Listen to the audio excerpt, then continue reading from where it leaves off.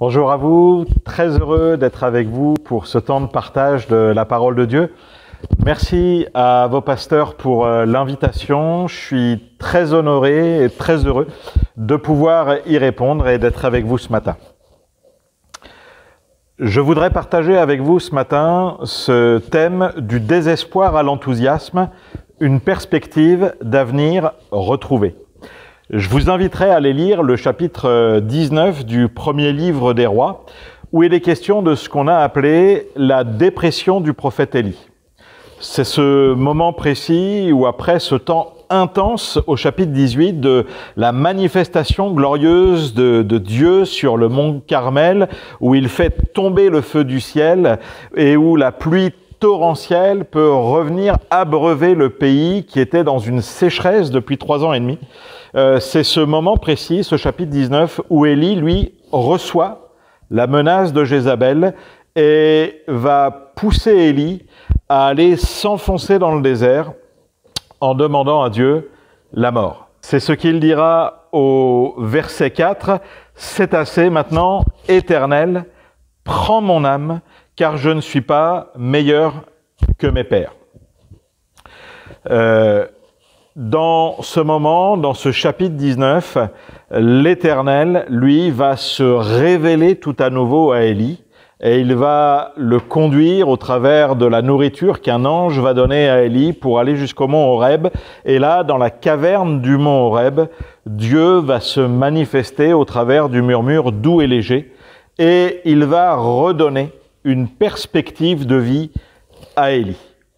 De son désespoir où il demande la mort, il repart plein d'enthousiasme. L'enthousiasme, littéralement, ça veut dire comme possédé par Dieu. Et il va repartir plein d'enthousiasme avec une nouvelle perspective d'avenir, une nouvelle orientation pour son existence. Ce texte est un texte que j'affectionne particulièrement parce que Élie est un des personnages les plus extraordinaires de l'Ancien Testament et il incarne l'homme du miracle. C'est l'un des deux, justement, avec Moïse, que l'on retrouve sur le mont de la Transfiguration aux côtés de Jésus. D'une prière, Élie ferme le ciel pendant 3 ans et demi. Il va être enlevé directement au ciel sans passer par la mort. Et en même temps, il reste, et c'est ce que nous dit l'épître de Jacques, il reste un homme de la même nature que nous. Ce qui signifie que ces exploits qu'il vit, ces miracles, cette vie surnaturelle qu'il vit, nous pouvons la vivre aussi. Mais en même temps, Élie, malgré les choses extraordinaires qu'il vit et qu'il est, va aussi avoir des temps de creux terrifiants. Et c'est là aussi où, quelque part, nous sommes aussi comme lui et que la dimension de sa vie nous est totalement accessible. On le voit découragé, demandant la mort, n'ayant plus le courage de vivre et de se battre pour quoi que ce soit. Nos vies sont souvent faites d'exploits, de temps extraordinaires vécus avec Dieu, et en même temps, elles sont parfois faites de grands découragements, où plus rien ne semble valoir la peine de se battre, où tout est peine perdue. Si c'est votre cas, ce chapitre est pour toi. Le point clé, justement, de ce moment, la charnière, ce moment où tout bascule dans ce chapitre, c'est ce temps de connexion, de cœur à cœur, entre Élie et l'Éternel dans la grotte du mont Horeb. Rien ne se fait sans ce contact cœur à cœur avec l'Éternel, ce moment justement où on entre dans notre chambre, que l'on ferme la porte derrière nous et que nous sommes là dans le secret devant notre Père qui, lui, nous voit, sait et nous parle. J'aimerais regarder avec vous 5 éléments clés au travers de ce texte qui nous font passer du désespoir à l'enthousiasme. Et pour une perspective d'avenir retrouvé, il faut premièrement une hygiène de vie retrouvée. Ça peut paraître basique, mais c'est la réalité. Il nous est dit que la première chose qui va faire repartir Élie, c'est qu'un ange venu du Seigneur va lui faire la cuisine, il va lui faire un gâteau, lui donner une cruche d'eau, Élie va dormir, il va le réveiller pour le faire manger et boire, il va se rendormir, il va le réveiller à nouveau et dire encore de manger parce que le chemin qui l'attend est long. Il faut se rappeler que, quelque part, Élie va déclarer ceci: « J'ai déployé mon zèle, toute mon énergie, je l'ai mise pour l'Éternel, pour le Seigneur, pour qu'il se passe quelque chose dans le pays. » Il y a une tension, il y a une pression excessive dans la vie d'Élie pour essayer de bouger quelque chose dans le peuple d'Israël, dans la spiritualité du peuple d'Israël et dans la vie aux alentours. Et peut-être vous aussi, vous êtes dans un temps de désespoir parce que vous avez déployé votre zèle, déployé votre énergie pour qu'il se passe quelque chose et vous êtes découragé, vous êtes peut-être en burn-out, vous êtes peut-être sans espoir et la seule chose que vous attendez, c'est la mort. Il faut se rappeler qu'Élie, au-delà de ce moment intense où Dieu se manifeste au mont Carmel, il a vécu des chocs de la vie importants, il a vécu des traumatismes terribles. Pendant près de 3 ans et demi, il va avoir comme compagnon que seulement des corbeaux qui lui amènent à manger et une veuve et son fils. Il va, n'oublions pas, la veille de ce moment où il est totalement dans le désespoir, égorger 450 prophètes de Baal et 400 prophètes d'Astarté. Je ne sais pas si vous imaginez l'envergure de l'intensité de pression terrible qu'il vit depuis 3 ans et demi, en espérant que le peuple de Dieu abandonne l'idolâtrie et revienne au Seigneur. Et là, il ne se passe rien et il reçoit une menace où il dit « Demain, je vais te faire pareil que ce que tu as fait à mes prophètes. » C'est la lettre très très bienveillante de Jézabel. Et là, tout son courage est parti et évacué et toute la pression qu'il avait retombe. Parfois, nous vivons des grandes pressions et nous espérons que tout soit changé et qu'au final, on repart à nouveau dans un nouveau cycle et il semble ne rien s'être passé. Pour sortir du désespoir et pour retrouver de l'enthousiasme, il faut retrouver une hygiène de vie. Il faut que tu dormes, il faut que tu manges et il faut que tu boives de l'eau pour aller bien. Ensuite, il faut se lever et ensuite, il faut se marcher, il faut de l'exercice physique et puis surtout, il faut retourner dans la présence de Dieu. Ça, c'est l'hygiène de vie. Bien dormir, bien manger, bien s'hydrater, bien faire de l'exercice et avoir une activité saine qui nous dépense dans l'énergie et aussi prendre du temps avec le Seigneur. Au travers de cela,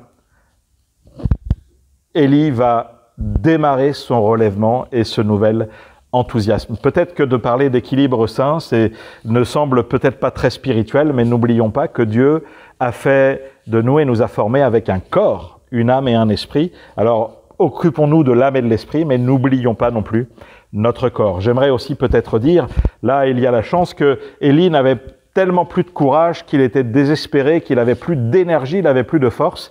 Dieu va lui envoyer un ange pour lui faire à manger et pour l'aider à récupérer. Et peut-être tu dis, mais moi j'ai pas d'ange. Mais ton voisin, tu crois pas que c'est un ange quand il est venu te demander si il pouvait t'emmener quelque part ou prendre tes enfants pour aller jouer avec les siens et que tu lui as dit non? Mais n'oublie pas que Dieu utilise des anges autour de nous, quelqu'un qui t'a invité à manger chez lui, et puis tu n'avais peut-être plus la force, plus le courage, mais prends ça comme une bénédiction pour pouvoir pas te préoccuper de ta popote, etc., et puis sortir de ton quotidien. Quelqu'un qui t'a proposé d'aller faire une marche ou d'aller faire une visite quelque part, ou d'aller en montagne, ou d'aller dans un endroit pour t'aérer. Ça, ce sont les anges que le Seigneur t'a envoyés. Prends-les comme des cadeaux et ne dis pas « oh non » et ne te préoccupe pas de savoir, de dire « ah mais je veux pas vous déranger ». Il te dérange pas puisqu'il te propose et c'est certainement Dieu qui te les envoie pour avoir une vie et une hygiène de vie retrouvée. La deuxième chose, pour avoir une perspective d'avenir retrouvée, c'est d'avoir une juste perception de soi retrouvée.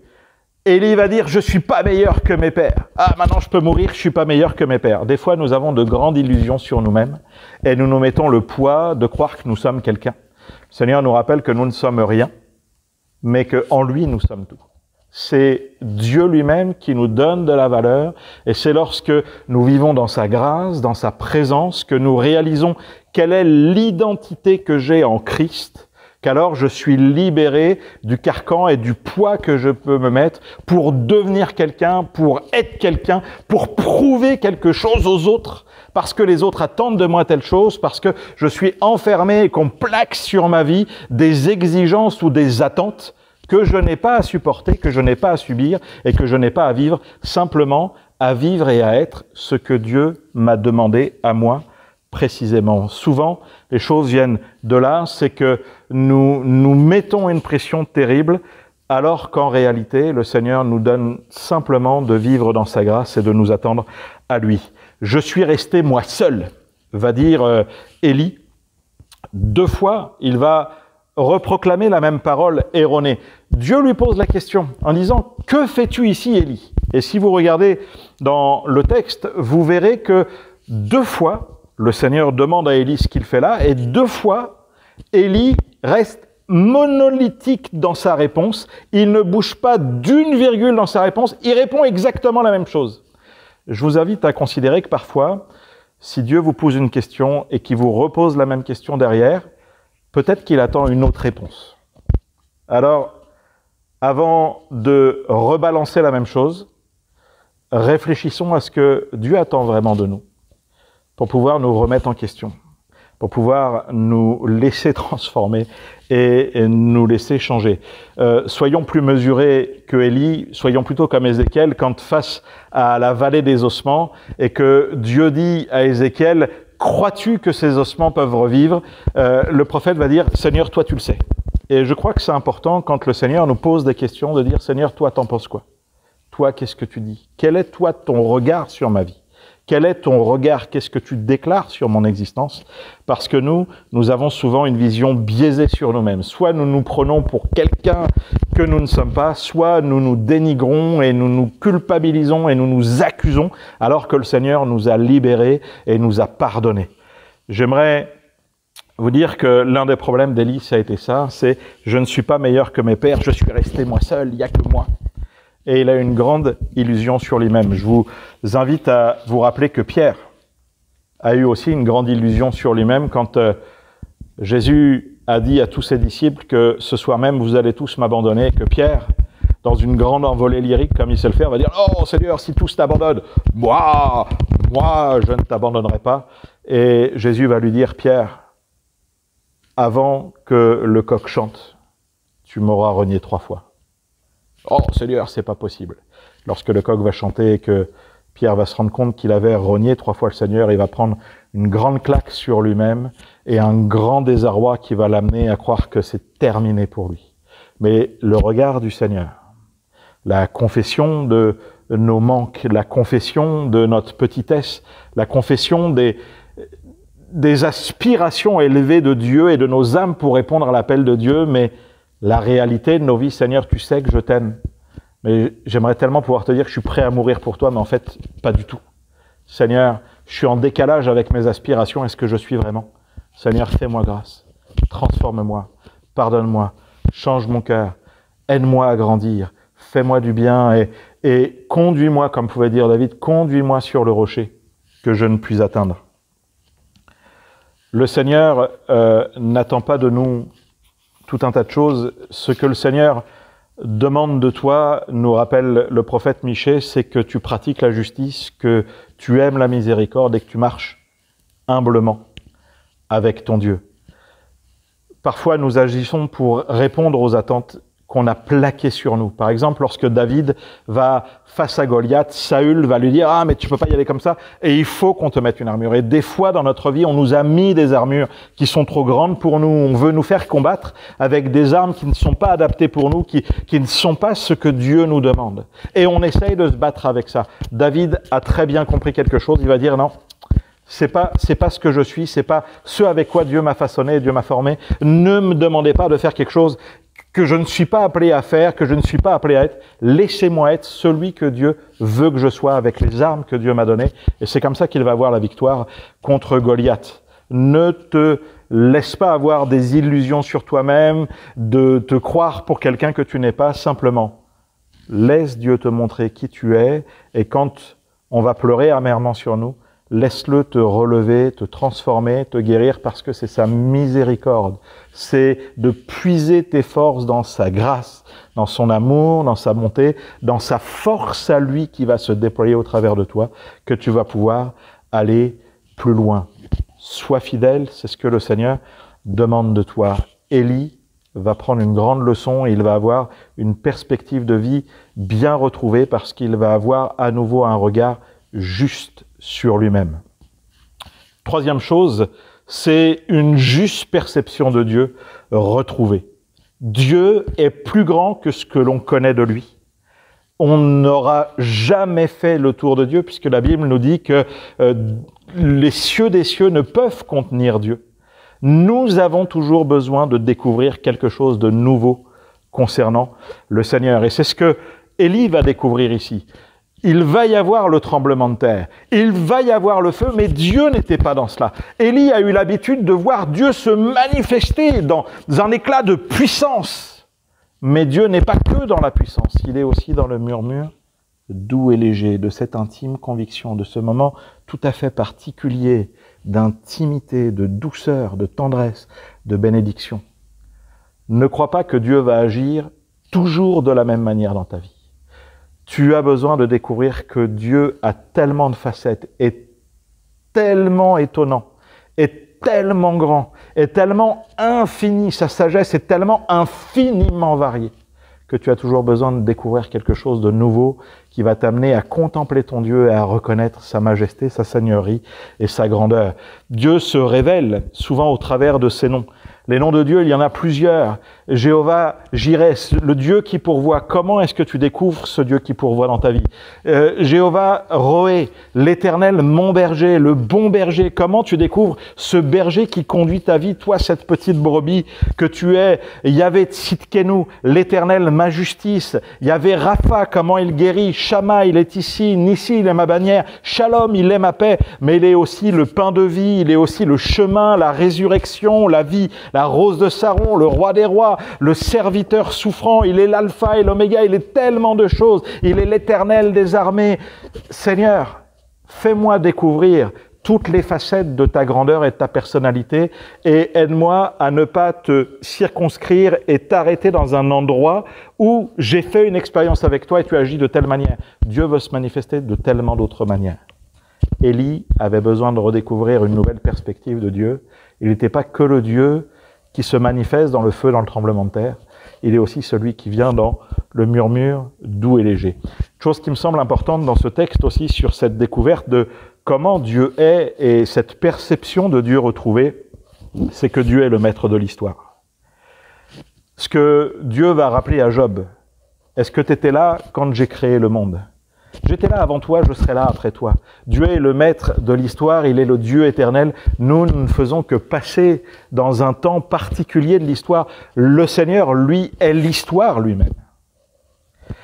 Et ce que découvre ici Élie, c'est qu'en fait, c'est pas Élie qui va influencer la vie des autres, c'est pas Élie qui va changer l'histoire des hommes, c'est Dieu qui va changer l'histoire des hommes et qui va accomplir ses plans au travers de son alliance qu'il a faite avec son peuple au travers des siècles. Élie, toi, sois fidèle, moi je m'occupe du reste, je suis le maître du temps, le maître des circonstances, le maître de l'histoire. Fais ce que je te demande à toi, ne va pas au-delà, mais laisse-moi être Dieu. Laisse-moi être celui qui m'occupe des circonstances. Et Dieu va lui dire, après toi, il se passera quelque chose, tu vas oindre Hazaël pour roi de Syrie, Jéhu pour roi d'Israël, et tu oindras Élisée pour prophète à ta place, et si l'un échappe à l'épée de l'autre, c'est l'autre qui va le raccourcir. Et quelque part, Dieu est en train de lui dire, demain, quand toi tu seras plus là, il y aura quelqu'un d'autre à ta place qui fera office de prophète que j'enverrai pour parler à mon peuple, pour que mon peuple revienne à moi, et j'exécuterai aussi mes jugements et tout cela. C'est moi qui dirige les choses, donc t'inquiète pas. Je suis au contrôle, je suis aux manettes. Une juste perception de Dieu retrouvé nous redonne un véritable enthousiasme. Une juste perception des autres retrouvés. Les enfants d'Israël ont abandonné ton alliance. Je suis resté moi seul. Ils cherchent tous à m'ôter la vie. Non, c'est Jézabel qui cherche à t'ôter la vie, Élie. C'est pas tout le peuple d'Israël. Ils ont tous abandonné ton alliance. parfois de s'isoler, de rester seul, ou d'avoir une mauvaise vision de nous-mêmes, ou de mettre en avant notre grande spiritualité, nous invite parfois et trop souvent à juger les autres, à regarder les autres au travers du prisme de mon jugement personnel, sans connaître vraiment le fond du cœur. Celui qui connaît le fond du cœur, c'est l'Éternel. Et Dieu va rappeler cela à Élie. Non, Élie, t'es pas tout seul. Il y en a 7000 qui n'ont pas fléchi le genou devant Baal. Je les connais, je sais qui ils sont. Et eux, ils resteront. T'es pas tout seul, Élie. Élie avait été très isolé avec les corbeaux, avec la veuve et le fils de cette veuve. Et peut-être il avait une mauvaise perception de ce qui se passait dans le pays et des gouverneurs, de ceux qui dirigeaient le pays, Akab et Jézabel, et la manière dont le peuple semblait suivre aussi. Ce qui l'a amené à critiquer, à mépriser, à dénigrer, ce qui va l'amener aussi à laisser la déception peut-être de son serviteur. Il nous est dit qu'Élie va s'isoler. Il va laisser son serviteur à l'entrée du désert, là où il va ensuite demander la mort. Lorsque le Seigneur lui ouvre la perspective sur les autres, non, Élie, tout le monde n'est pas comme ça. Il y en a qui ont un vrai cœur pour moi. Tu as besoin de les découvrir et moi je les connais et je sais qu'ils sont là. Rappelle-toi que l'amour croit tout, l'amour supporte tout, l'amour espère tout, aime, exerce la miséricorde et change de perception sur les autres. Et puis, au lieu de laisser ton serviteur être isolé et de rester tout seul dans ton coin, retourne dans la communion fraternelle, rétablit des relations avec les uns et les autres. Et c'est ce que va faire Élie en rentrant dans cette dynamique d'existence avec son serviteur Élisée. Et je terminerai avec ce 5e point, une juste perception de l'avenir retrouvé. Au début, Élie va demander la mort, il est dans le désespoir, il n'y a plus de perspective de vie. C'est terminé, mon seul objectif c'est de mourir, c'est que tout s'arrête. De la bonne connexion avec Dieu. De retrouver une bonne hygiène de vie, de récupérer une juste perception de soi-même, de Dieu et des autres, va permettre maintenant à Élie de réinvestir son avenir et d'avoir un objectif nouveau, de retrouver un plan, un projet, une vision qui est capitale, investir dans la vie des autres et dans la génération qui monte. L'avenir, c'est quoi? C'est de se rappeler que c'est Dieu qui traverse les âges et qu'il nous demande d'investir dans la génération qui monte pour transmettre ce que nous avons appris de Dieu, ce que nous avons vécu avec Dieu, de former, d'accompagner et de pouvoir rendre fort cette nouvelle génération pour qu'à son tour, cette génération connaisse Dieu et puisse être une lumière dans sa génération pour impacter sa génération, ou en tout cas pour laisser Dieu impacter encore la génération qui monte au travers d'elle. On se pose souvent la question de savoir quel est le fruit d'un pommier. Et souvent on dit, le fruit d'un pommier c'est une pomme. Ben non. Le vrai fruit du pommier, c'est un autre pommier. Le vrai fruit d'un pommier, ce serait même une forêt de pommiers.